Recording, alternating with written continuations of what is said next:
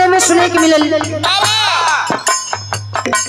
और हमारे गार्जियनों ने अपना अपना आभार व्यक्त करते हुए अपने मुखार बिंदु से हमारे देश के नौजवान सपूत और नेताजी के लिए कुछ कहे, इसके लिए बहुत बहुत धन्यवाद। और मंच पे विरहा की स्टार गायिका बैठी हैं सुनीता भारती जी, है ना, सविता भारती जी, प्रणाम हो। 4 लाइन का संकेत हो, समय बड़ा कम मिलल हो।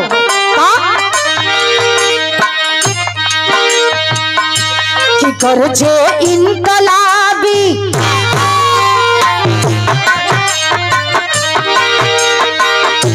कि गरजे इनकलाबी सभा के बर्बादी ना होगी।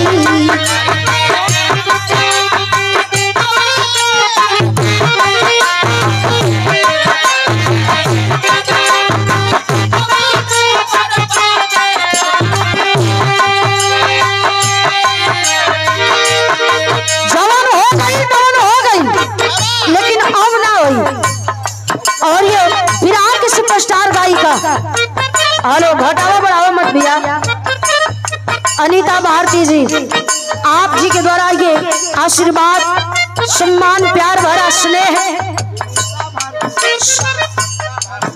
कविता भारती जी,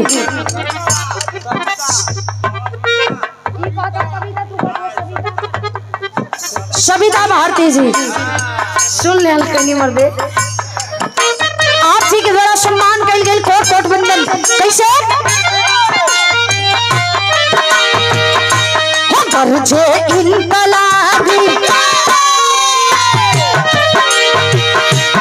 गरजे इनकलाबी साथे बर्बादी खाती साथे बर्बादी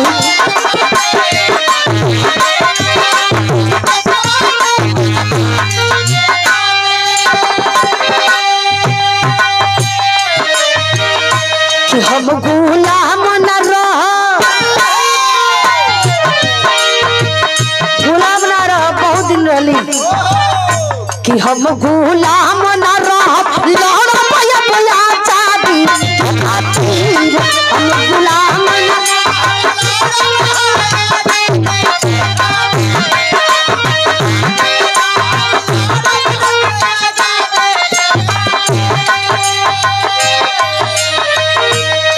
और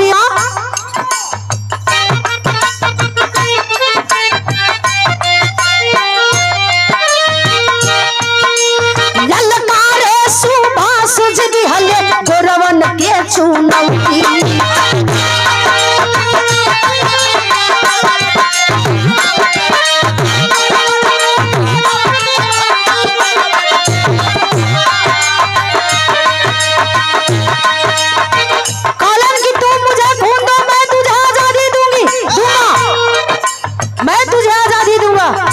लेकिन ललकार दिया भी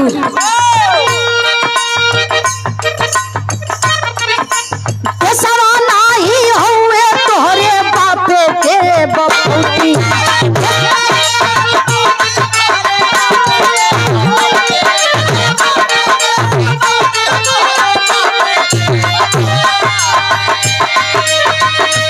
अपन से हरा बंधवली अपन से हरा बंधवली मौत से अब तो साथी के खातिर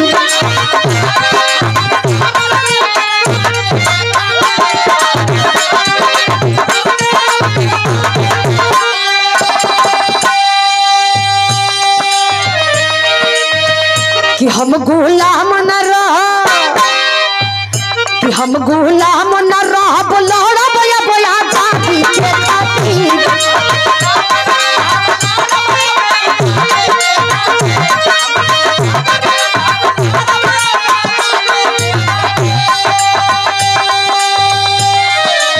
कोटि कोटि वंदन सकल पंच के प्राण पहुंचे। एक बात और हल्का हल्का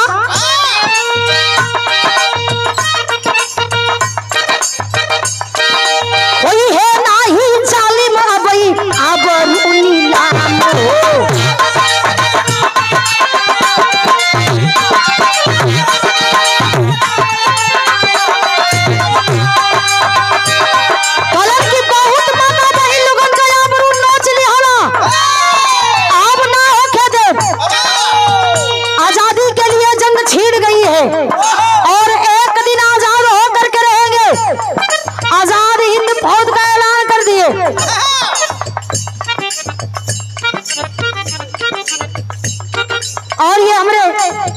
गार्जियन जी महात्मा जी के द्वारा ये आशीर्वाद 51 रुपया दे करके सम्मान कर गई। कोट कोट बंदन कहलन का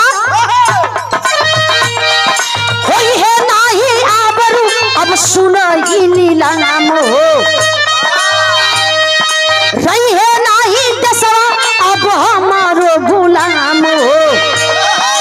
कलम की गुलाम ना रही भले करा खातिर खून का नदी बही लाश बिछी लेकिन आजादी हमारे खून में है और हम उस आजादी को लेकर के रहेंगे। कैसे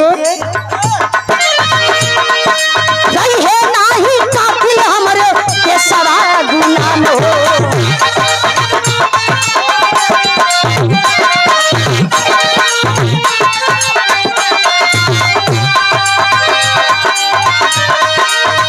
तब हम बारूद उठौले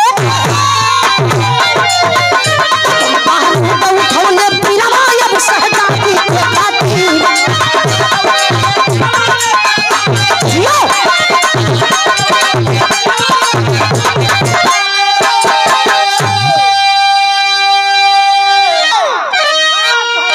कलर की उस आजादी के पाक रहल जाई उजल इनकलाब वंदे मातरम के बोली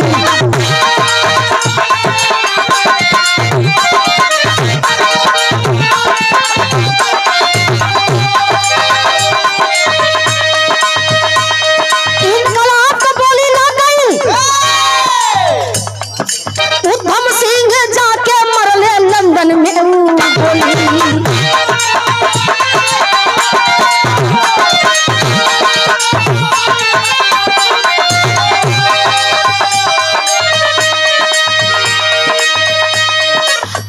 तो लहुलल कहरत बाटे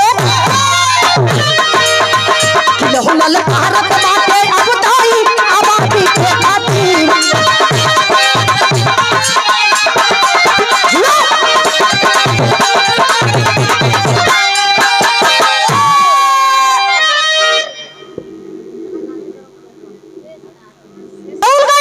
कलम की जेतना दिन शासन चलावे के रहल चला लेला जेतना दिन मन के झेले के रहल झेल लालिन जा लेकिन हमारी देश की जनता जाग गई है। आक्रोश लेकर के ज्वाला लेकर के और टूट पड़ी अंग्रेजों पे। आखिरकार अंग्रेजों को देश छोड़ना पड़ा। कैसे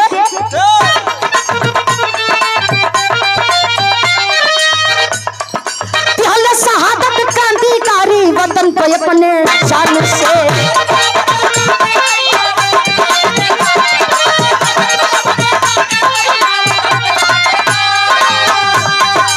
हाई लाइन सब करा खातिर ई देश का एक एक बच्चा खातिर के तनी जोरदार ताली बजे के चाहिए। ए लाइन पर क्या बात है।